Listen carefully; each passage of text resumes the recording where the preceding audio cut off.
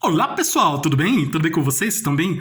Meu nome é César, este é meu canal de língua portuguesa e hoje eu vou apresentar para vocês sobre a sintaxe, tá? Que é a relação entre as palavras na frase ou na oração, né? As palavras elas se relacionam entre si, como nós seres humanos nos relacionamos, né? E várias coisas que existem se relacionam. As palavras também se relacionam, elas se relacionam entre si e a sintaxe mostra essa relação, a relação entre as palavras. E vou explicar sobre, trazer mais explicações sobre essa relação entre as palavras, que é a sintaxe. Então, se inscreva no meu canal, tá? Se inscreva no meu canal, compartilhe e deixe a opinião de vocês, tá? Qualquer dúvida que vocês tiverem, podem me perguntar que eu esclareço. E veja outros vídeos, que tem outros vídeos bons aqui no canal também, tá? Então, vamos conhecer a sintaxe, que é uma das áreas da gramática, né, da língua portuguesa. Temos várias áreas, né? Temos a ortografia, né? A morfologia, a fonologia, né? Que faz parte da ortografia que faz parte da fonologia. Fonologia é a morfologia, que é o estudo da forma das palavras, né? Que temos as classes gramaticais, temos sujeito, adjetivo, verbo, advérbio, preposição, conjunção, interjeição, preposição, numeral, artigo. Temos várias as classes gramaticais, né? Que as classes gramaticais fazem parte da morfologia, né? Que estuda a forma das palavras, né? Que como as palavras são formadas, estruturadas, né? Que estuda a estrutura das palavras, a formação das palavras, né? Com prefixo, sufixo e vários tipos de formação de palavras, né? Que nós podemos conhecer. E temos a sintaxe, né, que nós vamos ver agora, e também existe as figuras de linguagem, né, que uma palavra pode trazer outros significados diferentes. Então, várias situações em que uma palavra traz diferentes significados, né, dependendo do contexto e da situação em que essa palavra está inserida. E aí temos também os vícios de linguagem, que são a palavra que ela é colocada de forma imprópria, né, então tem essa situação também. E aí esse estudo da estilística, né, que é do estilo das palavras. As figuras de linguagem estão mais presentes na literatura, porque ela traz expressão de pensamentos, né, as figuras de linguagem, né, e em que tem essas palavras que trazem essa expressão do pensamento do autor. Aqui na sintaxe nós vamos ver a relação entre as palavras, né? Temos assim as classes gramaticais, temos sujeito, verbo, advérbio, preposição, adjetivo, artigo, numeral, preposição, conjunção. E nós temos essas classes gramaticais, né? E elas se relacionam entre si, e a sintaxe vem trazer,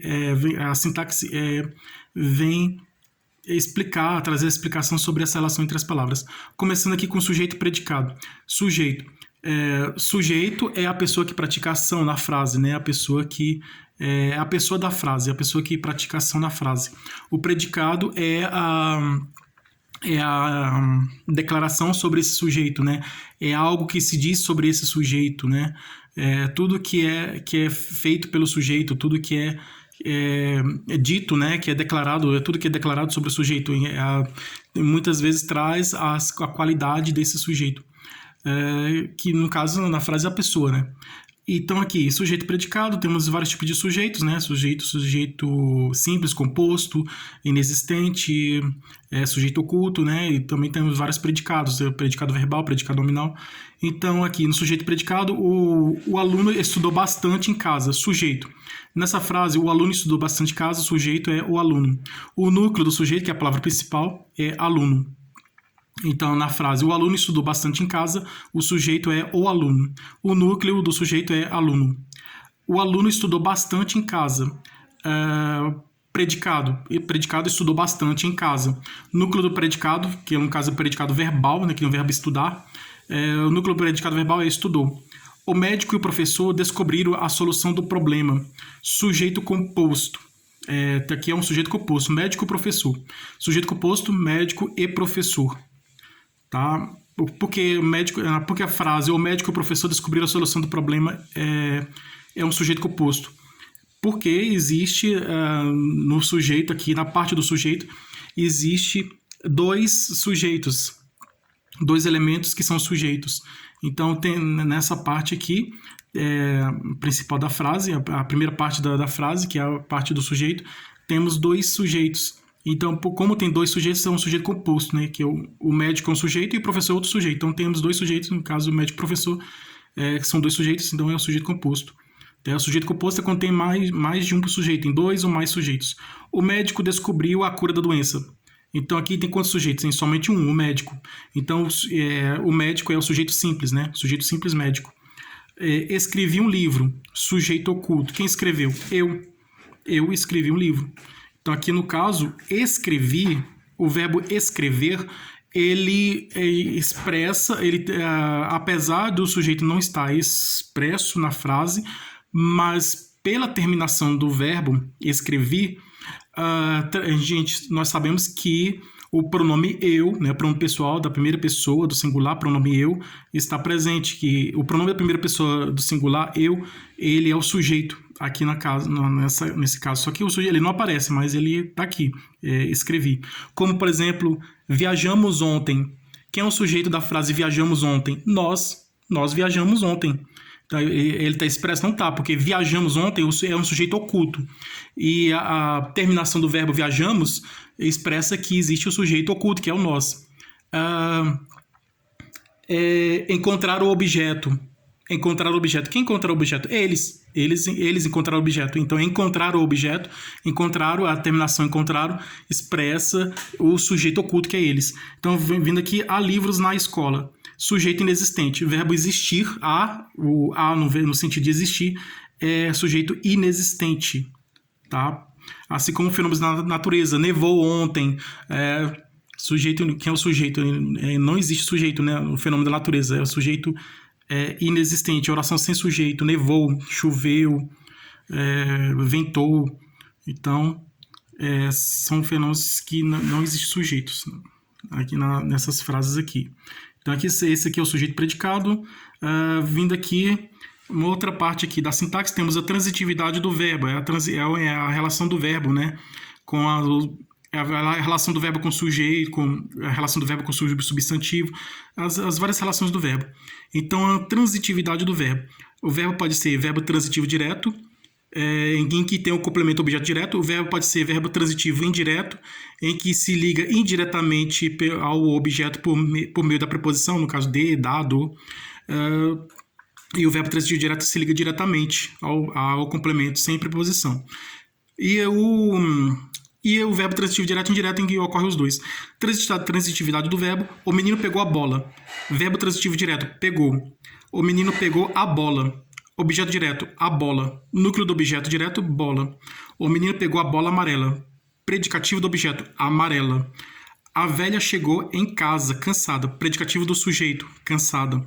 Hoje choveu bastante. Verbo intransitivo, choveu. E também uma oração sem sujeito, né? Porque choveu não expressa... Pelo verbo não existe sujeito. E aqui o verbo chover é um verbo intransitivo, né? Verbos em que são fenômenos da natureza, chover, nevar, ventar, esses verbos que expressam fenômenos da natureza são verbos intransitivos. Então, na frase hoje choveu bastante, choveu é um verbo intransitivo, tá? Hoje choveu bastante. Verbo intransitivo, choveu.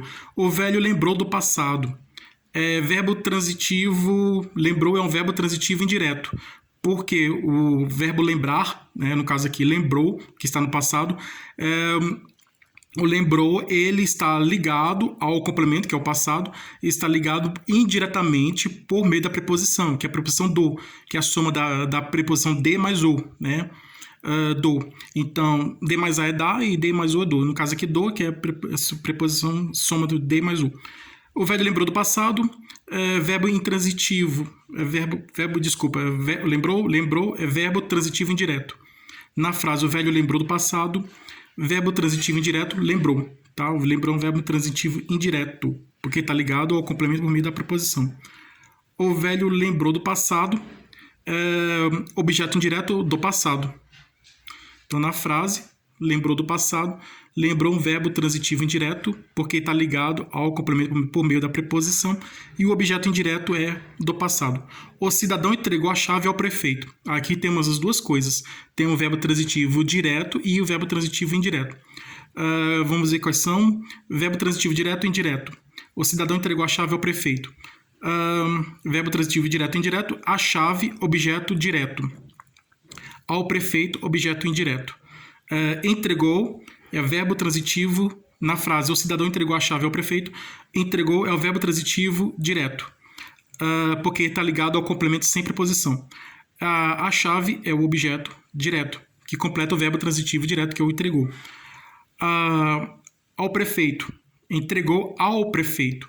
Então, ao prefeito é objeto indireto, porque ele está ligado ao entregou, está ligado ao verbo entregar, entregou, por meio da preposição ao. Então, entregou algo a alguém. Então, quando na frase existe entregou algo a alguém, essa frase é um verbo transitivo direto e indireto ao mesmo tempo, porque entregou é o verbo transitivo direto e a chave é o objeto direto.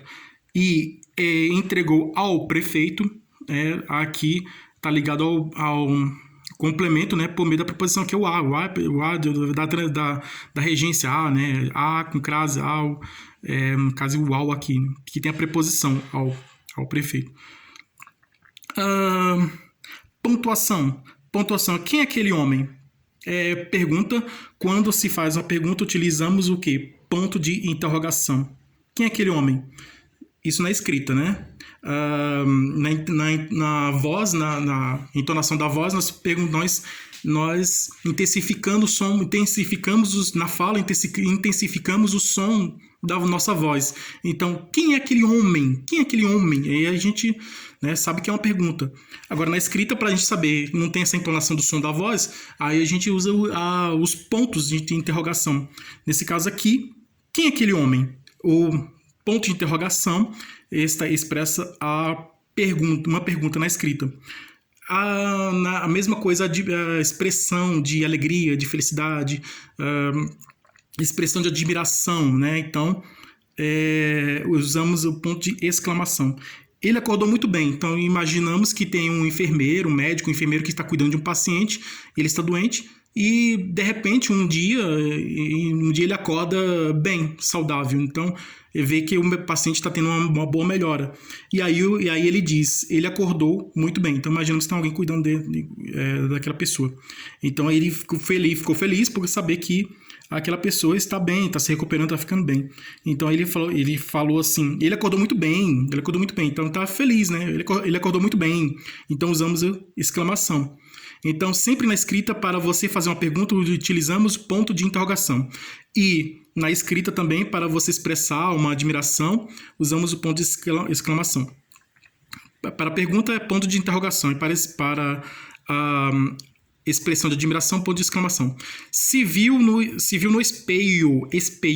No caso aqui, espelho é com LH. Então, aqui houve uma troca do dígrafo LH pelo ditongo IO, né? Espelho, né? Ei, né? Ditongo ei. Aqui no caso é tritongo, eio. Então, o certo é usar, a palavra está escrita de forma errada. São as pessoas que humildes, né? Pessoas que não têm muito conhecimento da língua, né? No idioma português, da língua portuguesa, usa palavras não corretas, né, dentro da língua portuguesa. Então, para destacar palavras que estão escritas erradas da língua portuguesa, são faladas ou escritas de forma errada, e também palavras de origem estrangeira e gírias, linguagens diferentes, linguagem muito técnica, linguagem muito formal, muito técnica, linguagem que não é muito comum, né, na escrita, na nossa comunicação escrita, ou falada ou escrita, é usado, principalmente aqui na escrita, é usado as aspas, né? Então, aspas está expressando essa palavra aqui, que espelho, que logicamente a gente sabe que é espelho. O destaque, né? Ela traz um destaque. Ou citação, né? Citação de ideia de algum autor, de alguma coisa, você usa as aspas também para usar como citação também, para destacar uma palavra ou usar como uma citação de uma frase, né? Algo assim. A ave livre voou. Livre. A ave voou. Nós sabemos a frase principal, a ave voou. Mas aqui livre está entre parênteses. Então, a livre está entre parênteses porque está isolada, né? O ponto de parênteses é usado para isolar palavras, termos ou frases de uma oração, né? Isolar a palavra de uma frase, ou termos de uma frase, ou até frases de uma oração. Então, a gente, para isolar uma palavra ou um termo, a gente usamos, como está aqui, o ponto de parênteses, né? Então, a ave livre voou. Isso não quer dizer que o parêntese pode ser substituído pela vírgula. Pode sim, o ponto de parêntese pode ser substituído tranquilamente pela vírgula. Você pode dizer assim, ave, vírgula, livre, vírgula, voou. O vírgula aqui, no caso, está trazendo o quê? É um termo interferente. Ele está trazendo quando você utiliza... Quando existe um termo entre vírgulas, ele é uma explicação. Nós vamos ver mais adiante, uma explicação, ou um destaque, né? Assim, uma observação, um destaque, uma explicação. Um termo entre vírgulas, um termo interferente, que ele interfere no meio da frase, como está aqui, livre. Então, o ponto de parêntese pode ser substituído pela vírgula e também pelos travessões, tá? Tranquilamente. Como os dois pontos, né? Os dois pontos, quando você vai falar alguma coisa, vai citar, você coloca assim, hoje eu comprei, 2 pontos, laranja, maçã, abacaxi, por aí vai. Os 2 pontos para quando você vai citar, fazer uma citação de alguma coisa. Temos a vírgula que traz uma pausa, e o ponto e vírgula traz uma pausa maior. Vamos ver aqui mais aqui em diante. Dando continuidade aqui na nossa explicação, vamos ver aqui. Ai, meu Deus. Ai. Concordância verbal. Concordância verbal é quando o verbo concorda com, vamos dizer assim, o verbo ele concorda com outros termos da oração, né? Então temos a concordância verbal, é a concordância do verbo, e a concordância nominal, a concordância do nome. Concordância verbal. O advogado e o pedreiro receberam a carta. O verbo receber está no plural, receberam, concordando com o sujeito composto, advogado e pedreiro. O advogado recebeu a carta. O verbo receber está no singular, recebeu, concordando com o sujeito simples, advogado. A carta foi recebida pelo advogado. O verbo receber está na voz passiva, carta. É o sujeito paciente e advogado é o agente da passiva. O carteiro entregou a carta. O verbo entregar está na voz ativa. O carteiro é o sujeito. E a carta é o objeto. Aqui é a concordância verbal. Aqui quando o verbo concorda com o sujeito. Se o sujeito está no plural, o verbo vai para o plural. Se o sujeito estiver no singular, o verbo também vai para o singular. Essa é a concordância verbal. Principalmente concordância de números, né? Singular, plural. E a concordância nominal é mais com gêneros, né? Com masculino e feminino. Concordância nominal. A flor e caneta bonitas. Flor e caneta bonitas. O adjetivo bonitas está no feminino e plural, concordando com os substantivos flor e caneta, feminino e singular. Flor bonita. O adjetivo bonita está no feminino e singular, concordando com o substantivo flor, que também está no feminino e singular. Flores bonitas. O adjetivo bonitas está no feminino e plural, concordando com o substantivo flores, que também está no feminino e plural.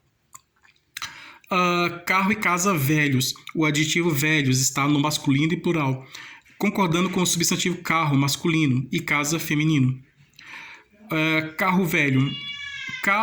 O adjetivo velho está no masculino e singular, concordando com o substantivo carro, que também está no masculino e singular. Porque o carro morfologicamente morfologicamente é um substantivo, mas sintaticamente é um sujeito da frase.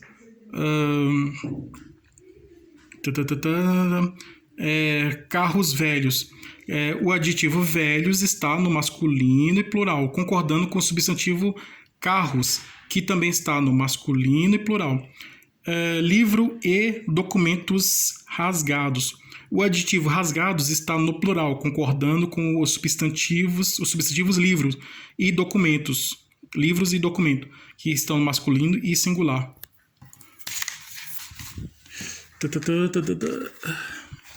Vamos continuar aqui, vamos dar continuidade, vamos continuar. Complemento nominal. Você sabe a diferença de complemento nominal para adjunto de nominal? Vou mostrar aqui a diferença de um para o outro. Complemento nominal.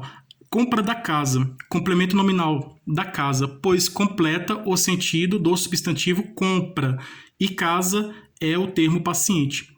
Paredes da casa, adjunta de nominal, da casa, pois traz uma especificação, qualidade do substantivo paredes. Então, a compra, no caso aqui, o verbo comprar, ele se transformou em substantivo, né? As classes gramaticais mudam de forma também. Uma classe gramatical pode mudar para outra. No caso aqui, o verbo se mudou para a forma de substantivo. O verbo comprar deixou de ser verbo e se tornou substantivo. No caso, compra. O verbo se transformou em substantivo, o comprar. Então, aqui, compra aqui é substantivo. Da casa, ele completa, né? Está completando o sentido do substantivo compra. E casa é o paciente, né?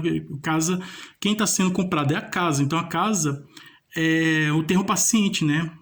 A casa é o passivo, né? O termo paciente. Da casa, paredes da casa, né? Quando está passivo, né? Quando o termo é passivo, ele é complemento nominal. Quando ele é ativo, ele é adjunta de nominal, né? Quando expressa ação. Por exemplo, paredes da casa, adjunta de nominal. Da casa traz uma especificação, é a qualidade no substantivo paredes, né? Então, a parede pode ser qualquer parede, mas aqui está explicando que é a parede da casa. Pode ser parede de um prédio, parede de um hospital, parede de uma escola, mas aqui diz que é a parede da casa. Então, a casa está especificando o substantivo paredes. Quando especifica, quando traz uma especificação do substantivo, esse termo que traz essa especificação é uma adjunta adnominal, né? Por exemplo, amor de mãe e amor à mãe. Amor de mãe, né?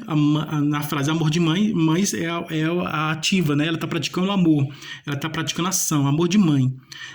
E nesse caso de mãe é uma adjunta de nominal, adjunta de nominal, porque está especificando o sentido amor. E amor à mãe, a mãe é paciente, né? Então ela não está praticando ação, está recebendo ação. Na frase amor à mãe, então a mãe é o complemento nominal. Então, quando ela recebe a ação, o termo recebe a ação é o complemento nominal. Quando o termo praticação, ele é adjunto de nominal. Essa diferença de complemento nominal para adjunto nominal. Partícula C.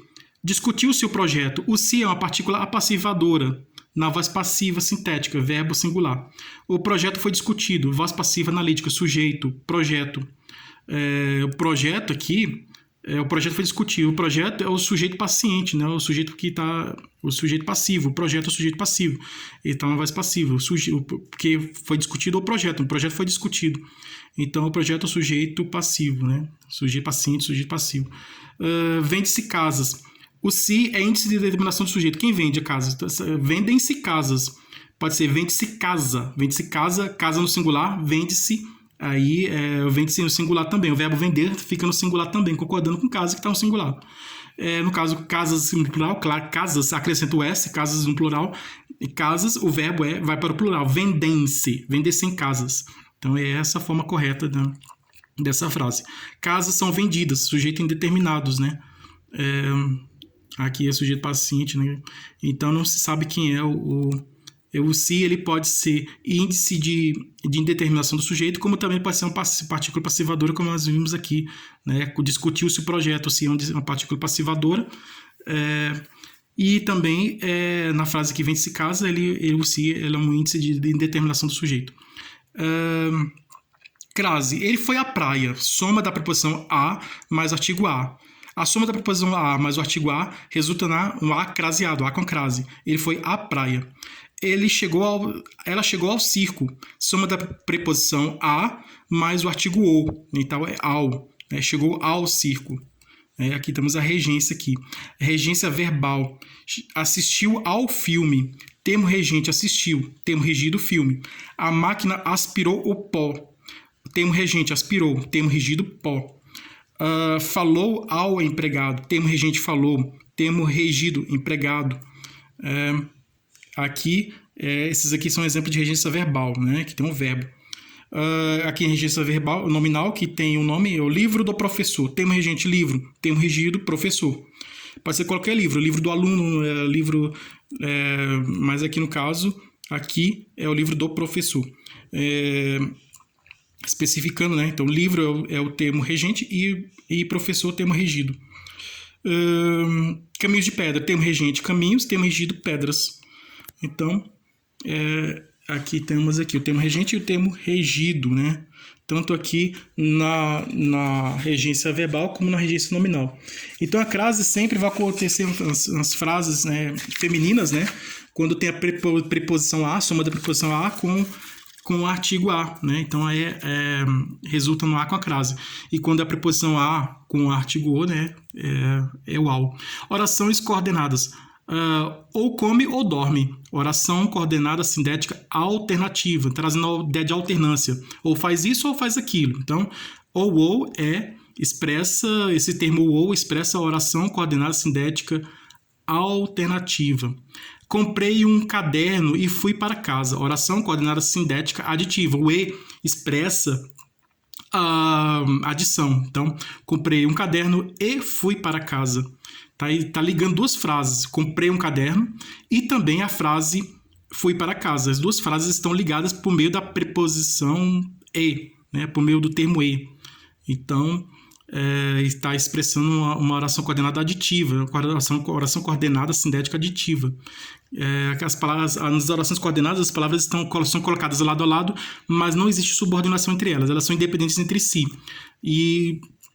Mas tem esses termos que ligam uma oração com a outra, fazendo uma coordenação. Elas são amigas, né? Uma está do lado do outro, mas nenhuma depende da outra, porque elas são independentes por si próprias. Estudei bastante, mas não fui aprovado. Oração coordenada sindética adversativa. Então, o que uma pessoa espera quando estuda? Ser aprovado. Mas no caso aqui, aconteceu alguma coisa lá, alguma coisa inesperada, que não esperava, e que ele não foi reprovado, não foi aprovado. Então, o mas expressa a adversidade. Então, isso aqui é uma oração coordenada sindética adversativa. Penso, logo existo. Logo é um termo conclusivo. Na frase penso, logo existo, é uma oração coordenada sindética conclusiva, né? Trazendo ideia de conclusão. Logo, portanto, o professor é inteligente porque estudou bastante. Então, aqui, qual a causa do professor ser inteligente? Pelo fato de estudar, né? Então, aqui está explicando por que o professor é inteligente. O professor é inteligente porque estudou bastante.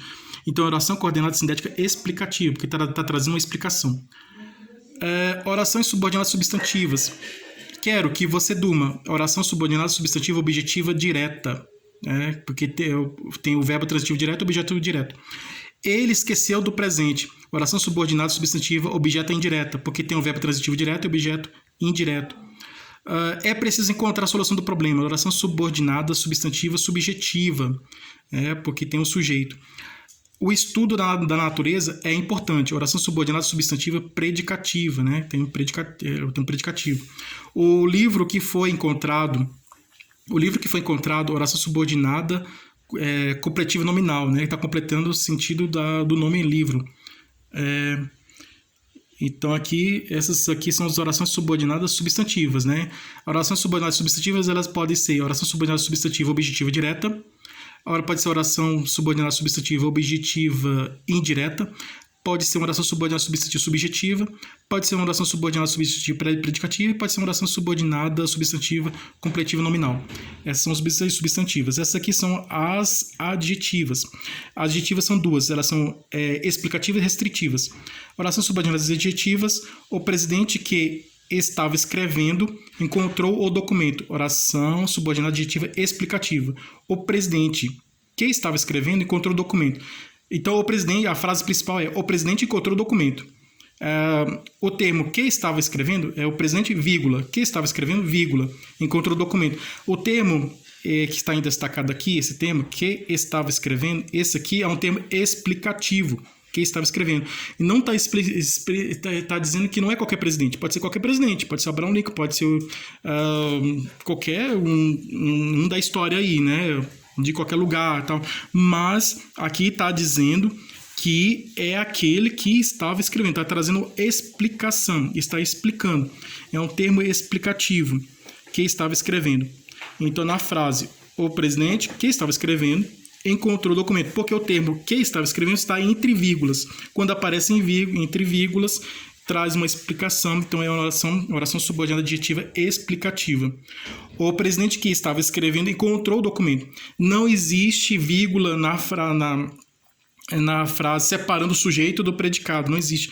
Aqui, né? Nesse caso aqui, separando o termo, isolando o termo que estava escrevendo, não existe. Nesse caso aqui, é uma oração subordinada adjetiva restritiva, está restringindo. Está dizendo que é qualquer presidente, nesse caso aqui está dizendo que não é qualquer presidente que estava escrevendo que encontrou o documento. Era o que estava escrevendo. Então, o presidente que estava escrevendo que recebeu o documento. No primeiro exemplo, que é explicativo, ele está dizendo que o presidente que estava escrevendo encontrou o documento. Quer dizer, qualquer presidente, todo e qualquer presidente encontrou o documento. Que aqui, no caso, no primeiro exemplo, o explicativo, está dizendo que todos os presidentes que encontraram o documento, todos que eles estavam escrevendo. Então está sendo mais geral, generalizado, está sendo mais geral. Né? Quando é explicativo, está dizendo que são todos. Quando não tem vírgulas, que é restritivo, está dizendo que é somente aquele. Né? Que era somente o presidente que estava escrevendo. Aqui nós vimos aqui orações subordinadas adverbiais, que tem os advérbios, né? Orações subordinadas adverbiais. Orações subordinadas adverbiais são: ele viu o pássaro quando passeava pela floresta. Oração subordinada adverbial temporal, quando expressando ideia de tempo. O cidadão entregou o documento para ter direitos. Oração subordinada adverbial final, que é para expressa finalidade. Tanto dançou que ficou cansado. Oração subordinada adverbial consecutiva, né? A consequência de dançar, ficar cansado. Consequência, expressou consequência aqui. No primeiro exemplo, ele viu o pássaro quando estava passeando. Então, quando ele estava passeando, viu o pássaro. É o tempo, né? A expressão do tempo. Aqui, para ter direito, entregou o documento, né? Então é final.